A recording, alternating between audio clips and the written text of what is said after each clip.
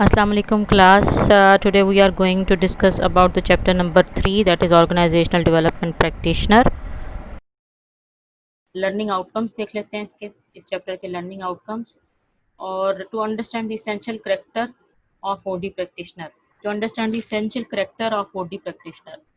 ठीक है।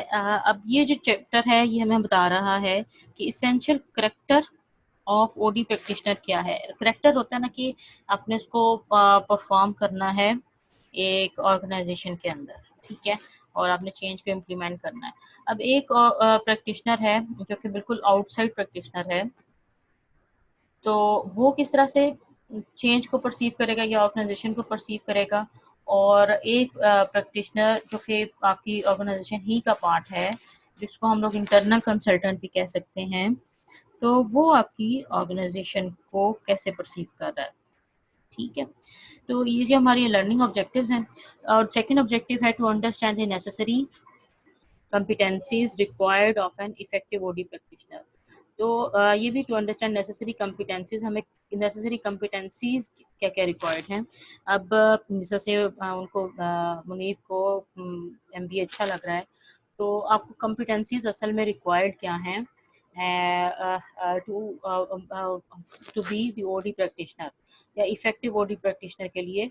आपकी competencies या आपके पास नॉलेज, बैकग्राउंड, आपका आपकी अंडरस्टैंडिंग ऑफ द इन्वायरमेंट और आपका एक्सपीरियंस, ये सारी चीज़ें मैटर कर रही होती हैं। ठीक है, तो ये नेसेसरी क्या है कॉम्पिटेंसीज, वो हम लोग इसमें पढ़ेंगे। To understand the roles and ethical conflicts that face OD practitioners. ठीक है, to understand the roles and ethical conflicts.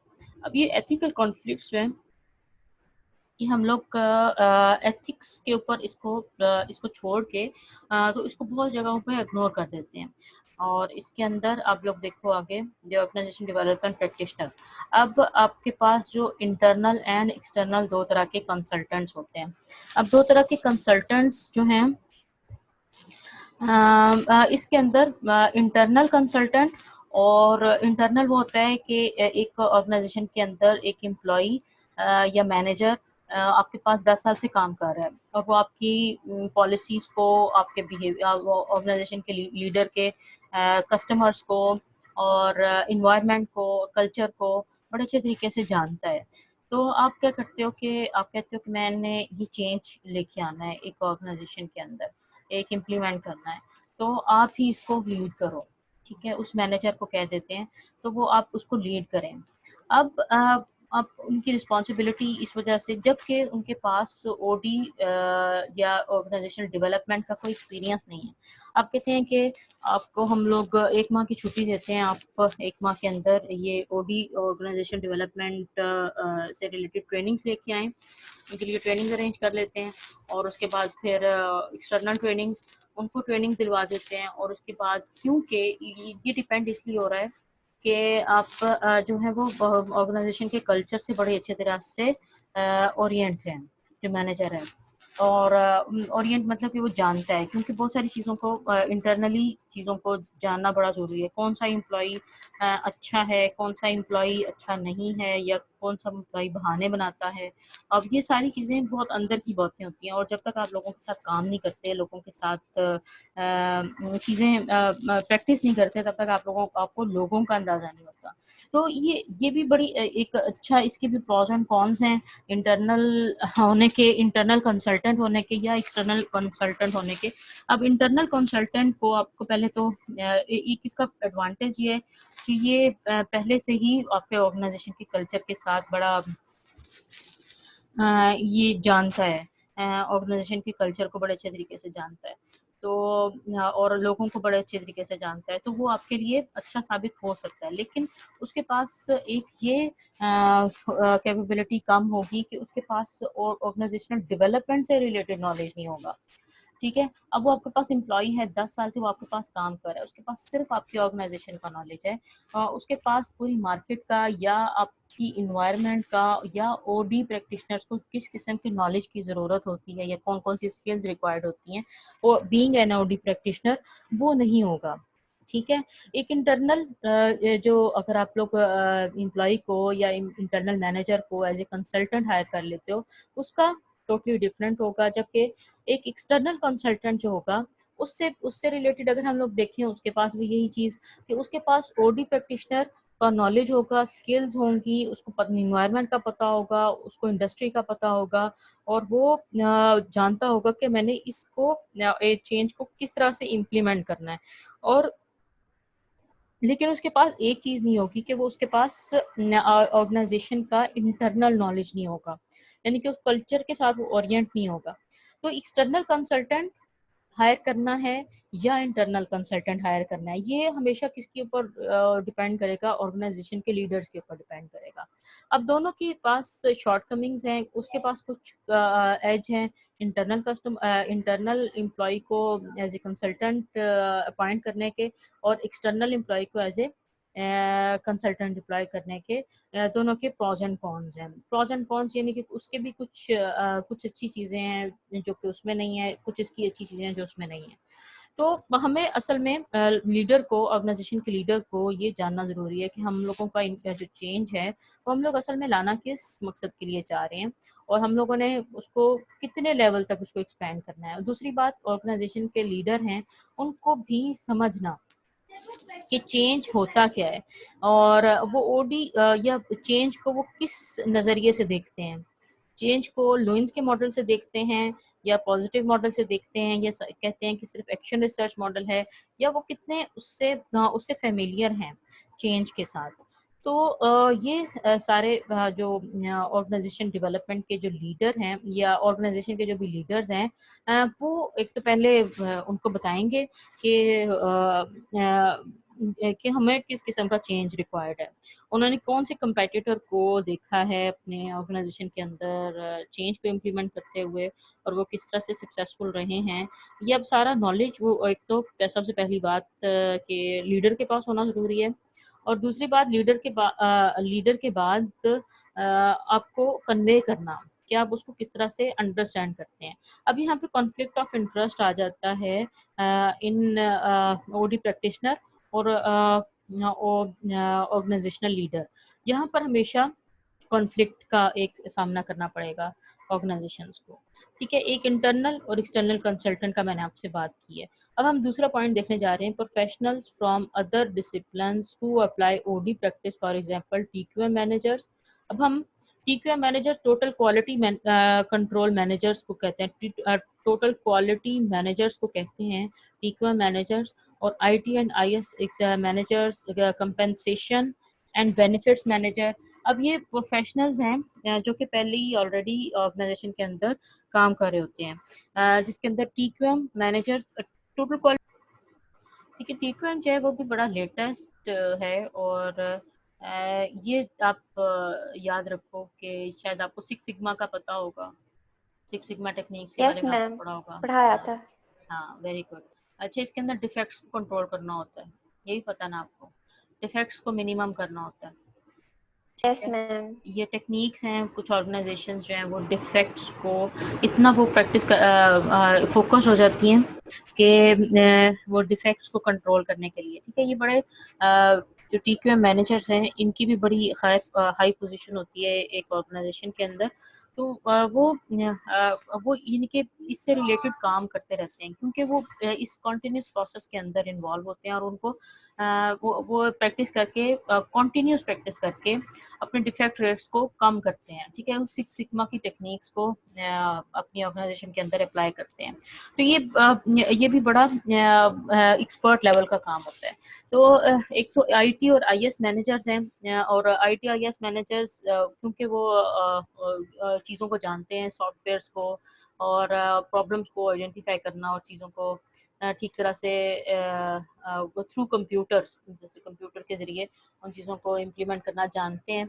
तो ये आईटी जो मैनेजर्स हैं, ये भी बड़े इनका भी बड़ा रोल होता है एक ऑर्गेनाइजेशन के अंदर। तो जब वो उनको आप सोचें कि ये प्रोफेशनल्स हैं, और जैसे कंपनसेशन एंड बेनिफिट मैनेजर्स हैं। कंपनसेशन होते हैं जो salaries according to the competitive environment वो सेट करते हैं। एक एम्प्लॉय को क्या ऑफर करना है और एक एम्प्लॉय को क्या ऑफ़र नहीं करना और किस किस्म के पैकेजेस कंपनी दूसरी कंपनीज दे रही हैं। ये सारे कंपनसेशन बेनिफिट के मैनेजर्स हैं या इनकी भी बड़ा एचआरएम के अंदर बड़ा रोल होता है। तो ये सारे प्रोफेशनल्स हैं फ्रॉम डिफरेंट डिसिप्लिन। आप सोचते हो कि ये सारे बड़े अच्छे प्रोफेशनल्स हैं और एक्सपर्ट्स हैं अपनी अपनी फील्ड के अंदर, आप उनको as a OD practitioner hire कर लें तो ये इनमें से ये लोग पॉसिबल हैं। असल में कहने का मकसद है कि ये लोग पॉसिबल हैं जिसके अंदर टीक्यूएम मैनेजर, आईएएस मैनेजर्स और बेनिफिट्स एंड कंपनसेशन मैनेजर, ये सारे पॉसिबल हैं कि उनको हम लोग एज ए ओडी प्रैक्टिशनर लगा लें इंटरनली अगर हम लोग हायर करना चाह रहे हैं। And then managers and administrators, third point, who apply OD from their line or staff positions. अब मैनेजर्स एंड एडमिनिस्ट्रेटर्स को हम लोग हायर कर लें इंटरनली और उनसे कहें कि आप जिस तरह से ओडी प्रैक्टिस को कैसे अप्लाई कर सकते हो। और लाइन एंड स्टाफ पोजीशंस यानी कि जो फर्स्ट लाइन मैनेजर्स हैं और उनकी पोजीशंस को कैसे आइडेंटिफाई करके उनको चेंज कर सकते हो। लेकिन ये इसके अंदर इंटरनल एंड एक्सटर्नल की कंसल्टेंट्स के बारे में मैंने आपको बताया कि दोनों के प्रोज एंड कॉन्स हैं। अगर उसको हायर करते हैं तो उसके पास ओडी प्रैक्टिशनर का नॉलेज नहीं होगा, बिहेवियरल साइंस नॉलेज नहीं होगा और इस तरह की चीज़ें नहीं होंगी। जबकि जो कि एक्सटर्नल होगा उसके पास ये सब चीज़ें होंगी लेकिन ऑर्गेनाइजेशन का कल्चर उसको इतना अंदाज़ा नहीं होगा।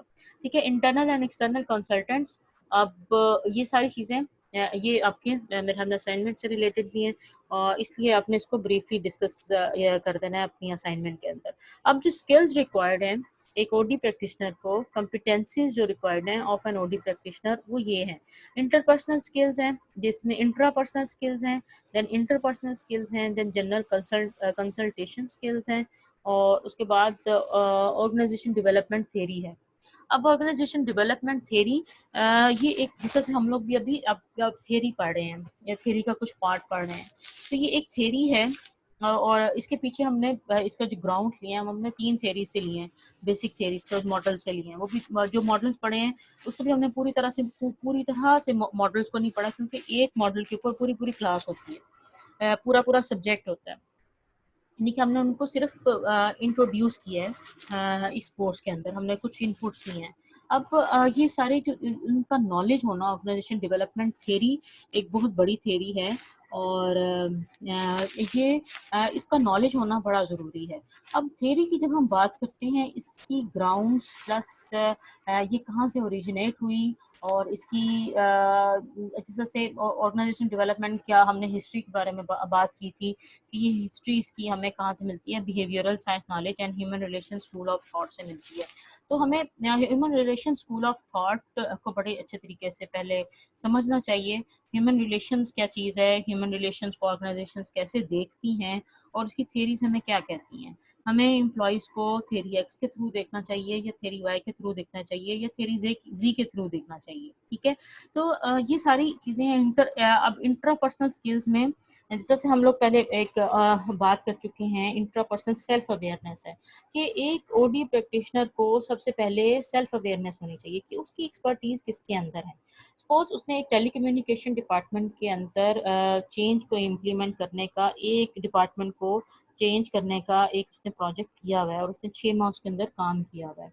अब ज़रूरी नहीं है कि उस टेलीकम्युनिकेशन डिपार्टमेंट के अंदर जिसने अपनी एक्सपर्टीज़ को डेवलप किया है ओडी प्रैक्टिशनर ने, वो बैंकिंग ऑर्गेनाइजेशन के अंदर भी उतना ही इफ़ेक्टिव होगा या वो कहेगा कि मैं आपकी पूरी ऑर्गेनाइजेशन का होल्ड ले सकता हूँ या पूरी ऑर्गेनाइजेशन के अंदर ओडी प्रैक्टिसेस को इम्प्लीमेंट करा सकता हूँ क्योंकि मैंने टेलीकम्युनिकेशन डिपार्टमेंट में 6 माह काम किया हुआ है। अब एक तो सबसे पहली बात कि इंडस्ट्री डिफरेंट है, टेलीकम्युनिकेशन और बैंकिंग इंडस्ट्री दोनों डिफरेंट है, लेकिन कहाँ पर ये एक दूसरे के साथ मिलती हैं। अब उनकी हिरारकीज, उनकी सोशल बिहेवियर्स और उनके सोशल कंपोजिशन, कैसे वो रियलिटी को परसीव करते हैं, बैंकिंग के ऑर्गेनाइजेशन के एम्प्लॉइज़ और दूसरे एम्प्लॉइज़ किस तरह से परसीव करते हैं इन चीज़ों को, ये टोटली डिफरेंट है। तो इसलिए सेल्फ अवेयरनेस होना इसलिए ज़रूरी है कि एक ऑडी प्रैक्टिशनर को ये पता हो कि उसकी एक्सपर्टीज़ किस इंडस्ट्री से रिलेटेड है। अगर वो टेलीकम्युनिकेशन में 6 माह काम कर रहा है तो वो अच्छा होगा या प्रोडक्टिव होगा for the telecommunication company of the same industry, ठीक है, कि एक तो इंडस्ट्रियल नॉलेज होना ज़रूरी है। अब जब भी ओडी प्रैक्टिशनर कोई भी प्रैक्टिस करवा रहा होता है, उसके पास इंडस्ट्री का नॉलेज होता है और कंपेटिटर का नॉलेज होता है, क्योंकि उसने कंपेटिटिव स्किल्स और कंपेटिटिव चीज़ें ऑर्गेनाइजेशन के अंदर इंट्रोड्यूस करवानी है। दूसरी बात, अगर आपने और चीज़ों को देखना है, तो बहुत सारी चीज़ें इसके अंदर इन्वॉल्व हैं कि आपके पास सेल्फ अवेयरनेस का होना ज़रूरी है सबसे पहले। आप इतना बड़ा इनिशिएटिव ना लें कि आप अगर आपने एक जगह पे सिर्फ़ 6 माह एक एक जगह पे काम किया है, तो आप ये नहीं कह सकते कि आप पूरी तरह से एक्सपर्ट बन गए हैं चेंज से रिलेटेड या ओडी प्रैक्टिशनर बन गए हैं। तो सेल्फ अवेयरनेस ये है कि आपकी एक्सपर्टीज़ किस इंडस्ट्री से रिलेटेड डेवलप हो गई हैं। आप और जो आपके पास टीम है, उसके पास उसकी कितनी कॉम्पिटेंसीज़ हैं, कैपेबिलिटीज़ उसकी क्या हैं, और उसके अंदर ये ज़रूरी नहीं है कि ये आईटी टेलीकम्युनिकेशन कंपनी के अंदर आपने आईटी से रिलेटेड डिपार्टमेंट के अंदर चेंज को इम्प्लीमेंट किया और आपकी आईटी की एक्सपर्टीज़ हैं, तो आप आईटी की एक्सपर्टीज़ लेके एक बैंकिंग ऑर्गेनाइजेशन में जिनकी फाइनेंस से रिलेटेड या ऑडिट से रिलेटेड कुछ शॉर्टकमिंग्स हैं, आप उनको ठीक कर लेंगे और ऑर्गेनाइजेशन वाइड मुख्तलिफ चेंजेस को इम्प्लीमेंट कर देंगे, तो ये ज़रूरी नहीं है, ठीक है। एक पहली बात सेल्फ अवेयरनेस, मतलब कि एक ऑडियो प्रैक्टिशनर को सबसे पहले अपने जानना चाहिए कि एक्सपर्टीज़ क्या है, किस इंडस्ट्री में वो अपनी एक्सपर्टीज़ रखता है, किस में ऑपरेट करना उसके लिए आसान है, किस तरह के चेंजेस को वो अंडरस्टैंड करता है। दूसरी बात कि कुछ एक्सपर्ट्स होते हैं कि वो सिर्फ बिहेवियर्स को कहते हैं कि हम लोग बिहेवियर्स को सिर्फ बिहेवियर, ह्यूमन बिहेवियर्स टोटली हर जगह पे सेम होते हैं, यानी कि हर ह्यूमन का बिहेवियर एक दूसरे से मिलता जुलता होता है, तो हम लोग बिहेवियर के एक्सपर्ट्स हैं। तो वो बिहेवियर के एक्सपर्ट्स वो अपने आप को इंडस्ट्री के साथ मिला ही नहीं रहे, वो कह रहे हैं कि नहीं, हम लोग ये इंडस्ट्री स्पेसिफिक नहीं है, बल्कि हम लोग ह्यूमन स्पेसिफिक हैं। अब ह्यूमन स्पेसिफिक होने में और इंडस्ट्री स्पेसिफिक कंसल्टेंट होने में डिफरेंस है। अब ह्यूमन, अब जिस तरह से साइकोलॉजिस्ट हो सकते हैं, वो इंडिविजुअल्स को अंडरस्टैंड करते हैं और इंडिविजुअल्स के थ्रू वो कहते हैं कि हम लोग इस चीज़ के अंदर एक्सपर्ट हैं कि हम लोग ह्यूमन बिहेवियर्स को चेंज कर सकते हैं। हम लोग उनके अंदर टीम बिल्डिंग और जो भी चेंज ऑर्गेनाइजेशन लाना चाह रही है उनसे रिलेटेड लीडरशिप की ट्रेनिंग्स और इस तरह की ट्रेनिंग्स आपको प्रोवाइड कर देंगे। तो एक एंड ये है जिसके अंदर पूरी जो ऑर्गेनाइजेशन है वो आपकी इसके ऊपर है आपकी एक्सपर्टीज़ क्या है इंट्रापर्सनल, कि वो एक तो सबसे पहले वो जानता है अपने बारे में कितना जानता है, इंट्रापर्सनल स्किल्स होंगी, सेल्फ अवेयरनेस की बात हो रही है यहाँ पे, ठीक है, ये क्लियर है पॉइंट? Yes. ठीक है। अब इंटरपर्सनल स्किल्स में ability to work with other people, others and groups, इसके अंदर इंटरपर्सनल स्किल्स में ability to work with others and groups आ रहा है, ठीक है। आपकी कुछ लोग होते हैं कि वो सिर्फ इंडिविजुअली अच्छे तरीके से काम परफॉर्म कर सकते हैं, उनका ग्रुप बिहेवियर बड़ा ऑड सा होता है, वो ग्रुप में अच्छे तरीके से परफॉर्म नहीं कर सकते, उनकी अंडरस्टैंडिंग के मसले होते हैं। लेकिन जो ओडी प्रैक्टिसेस हैं ये सारी ग्रुप बेस्ड हैं, जो भी प्रोजेक्ट्स होंगे वो ग्रुप के ऊपर बेस करेंगे। जनरल कंसल्टेशन स्किल्स हैं, जनरल कंसल्टेशन स्किल्स हैं, ability to get skills and knowledge used, ability to get skills and knowledge you, जो भी रिक्वायर्ड है नॉलेज या स्किल्स, वो उनको एबिलिटी हो कि वो उसको अपग्रेड करना जानते हों। अब सपोज कि जिस तरह से अभी ये चेंज आया जिसके अंदर हम लोग ऑनलाइन क्लासेस की तरफ गए, अब ऑनलाइन क्लासेस के की वजह से हम लोगों की, जैसे मेरी एक्सपर्टीज़ नहीं थी इतनी कि मैं इसको वीडियोस बना सकूं और इस तरह से, लेकिन मेरे अंदर एबिलिटी है कि मैं अपनी स्किल्स को इन्हांस कर सकती हूँ। मैंने कुछ सॉफ्टवेयर्स के बारे में सीखा, दो कि मेरी मैं इतनी ज़्यादा एक्सपर्ट नहीं हो गई होगी उसके अंदर, लेकिन मैंने जितना मुझे चाहिए, जितनी रिक्वायर्ड है उसके सॉफ्टवेयर से रिलेटेड मैंने स्किल्स को डेवलप किया, और उसके बाद मैं अपने अंदर मैं इस काबिल हो गई कि मैं अब आपके सामने ऑनलाइन अपनी लेक्चरिंग और कर सकती हूँ और अपने जो लेक्चर्स हैं उसको अपलोड भी कर सकती हूँ। जबकि इस पैंडेमिक से पहले ना मेरा इससे रिलेटेड कोई एक्सपोजर हुआ ना कोई बात की हुई, लेकिन मैंने इसको सीखा नहीं। अब ऐसा होता है कि अब मेरे अंदर एबिलिटी है, ability to get new skills, ठीक है। अब ability to get new skills, जिसके अंदर अब से आप लोगों के अंदर भी इस तरह की स्किल्स को डेवलप कर देना, क्योंकि ये एजुकेशन और ये पूरी इन चीज़ों का मतलब ही ये होता है कि आपका ये नहीं, ज़रूरी नहीं है कि जो चीज़ें आपने स्किल्स और चीज़ें आपने जो पहले सीख ली हैं वही आपकी प्रोफेशनल फील्ड के अंदर काम आएंगी, बल्कि आपकी ability to get new skills and ability to understand new skills और उन चीज़ों को, चैलेंजेस को आराम से फेस करने के लिए आपके अंदर कुछ एबिलिटीज़ या लर्निंग एटीट्यूड डेवलप हो जाना, ये एक बात होती है कि अब एक बात ये है कि एक एम्प्लॉय कहता है कि मैंने अब पढ़ लिया है और मेरा पढ़ने लिखने का काम खत्म हो गया, अब मैं नई चीज़ें नहीं सीख सकता।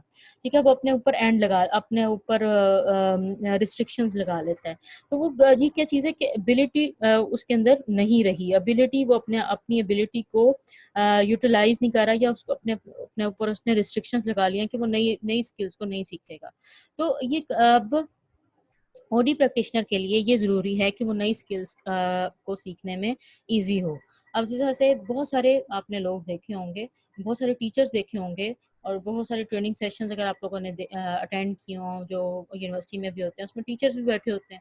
अब वो कहते हैं कि हम लोगों को जो भी नई चीज़ें आ रही हैं रिसर्च से रिलेटेड या कोई सी नई जो कॉन्सेप्ट्स आ रहे हैं पूरी वर्ल्ड के अंदर, किसी के पास भी कोई सा भी कॉन्सेप्ट है, मैं उसको लर्न कर लूँ। ठीक है, ताकि मैं उसके अपनी इस नई दुनिया के मुताबिक काम कर सकूं। तो ये एक एटीट्यूड है, आपका वे ऑफ थिंकिंग है, जिसका आपने डेवलप करना होता है थ्रू आउट योर ऑर्गेनाइजेशन, और उन ऑर्गेनाइजेशन के अंदर लीडर्स को, मैनेजर्स को इस चीज़ के ऊपर लेके आना कि आपने अपनी एबिलिटीज़ को इन्हांस करना है with the passage of time. आप फुल एंड फाइनल नहीं होंगे, बल्कि आप लोगों के लिए भी यही है कि आप इस डिग्री के बाद भी फुल एंड फाइनल नहीं होंगे। मैंने सॉफ्टवेयर्स और चीज़ों को जो मैंने अपनी एमबीएस में, अपनी एमफिल में के दौरान सीखी थी, वो अब मैं उन चीज़ों से बिल्कुल डिफरेंट चीज़ें अब मैं सीखती हूँ, और बल्कि सीख रही होती हूँ। और ये चीज़ें होती रहनी हैं, बहुत सारी नई चीज़ें आप लोगों को खुद ब खुद आपके पास बस एक स्किल्स डेवलप हो जानी चाहिए, एक लर्निंग एटीट्यूड डेवलप हो जाना चाहिए कि आप नई से नई चीज़ों को सीखने के काबिल हो सकें। फिर आपका एक डेवलपमेंट का आप एम्प्लॉइज़ के अंदर एक एलिमेंट शामिल होना शुरू हो जाता है। तो जनरल कंसल्टेशन स्किल्स का होना सबसे पहले ज़रूरी है, थर्ड पॉइंट की बात कर रही हूँ, और ability to get skills and knowledge used. जो भी डिफरेंट ऑर्गेनाइजेशंस के अंदर नॉलेज यूज़ हो रहा है और जो भी स्किल्स रिक्वायर्ड है उसको सीखने की एबिलिटी होनी चाहिए उनमें, उनके अंदर। ऑर्गेनाइजेशन डेवलपमेंट थियरी का knowledge, knowledge of change processes, अब पूरे चेंज प्रोसेस का आपके पास नॉलेज होना ज़रूरी है। इसके बाद वाली स्लाइड में role demands on OD practitioner position एक पूरी क्लियर होनी चाहिए, internal versus external, internal consultant hire करना है या एक्सटर्नल करना है। Marginality, marginality ability to straddle boundaries, straddle boundaries का मतलब है कि एक्सप्लोर बाउंड्रीज, कि आपको जज करना आना चाहिए कि कितने मार्जिन का चेंज है या कितने लेवल तक हम लोग इसको प्रैक्टिस करवा सकते हैं या कर सकते हैं। और उसके बाद फिर इमोशनल डिमांड्स हैं, इमोशनल इंटेलिजेंस का होना ओडी प्रैक्टिशनर के लिए ज़रूरी है। इमोशनल इंटेलिजेंस से रिलेटेड मैं आपको कोई असाइनमेंट भी दे दूँगी लेकिन आने वाले वक्त में आगे आगे जाके। इमोशनल इंटेलिजेंस और पॉलिटिकल स्किल्स का होना और ग्रुप स्किल्स का होना, टीम बिल्डिंग स्किल्स का होना, ये सब चीज़ें ओडी प्रैक्टिशनर के लिए बहुत ज़रूरी होती हैं। Use of knowledge and experience, और अपना जो नॉलेज है उसको यूज़ करना और एक्सपीरियंस को यूज़ करना आना चाहिए ओडी प्रैक्टिशनर को। लेकिन आपकी एक जगह की प्रैक्टिस को आपने उसको ये नहीं कहना कि मैंने इस जगह पे प्रैक्टिस की हुई है तो यही फुल एंड फाइनल चीज़ है। अच्छा, अब ये 2 रह गई हैं आपकी स्लाइड्स और 1 मिनट हम लोगों के पास रह गया है। तो ये 2 स्लाइड्स हैं, ईज़ी हैं, और इसके अंदर एथिक्स की बात हुई है, प्रोफेशनल एथिक्स की, एथिकल गाइडलाइंस और डायलेमास और ये सारी चीज़ें, मिसयूज़ नहीं करना। अब आपने मूवी देखनी है और उसके बाद फिर कॉर्पोरेट मैंने नाम बता दिया है, उससे रिलेटेड मैं क्वेश्चंस आपको प्रोवाइड कर दूँगी। वो आपने अपने मंडे वाली क्लास के लिए तैयार करके रखना है, उसके अंदर हम लोग कुछ डिस्कशंस करेंगे। ठीक है, अब हमारी क्लास खत्म होने वाली है, तो हम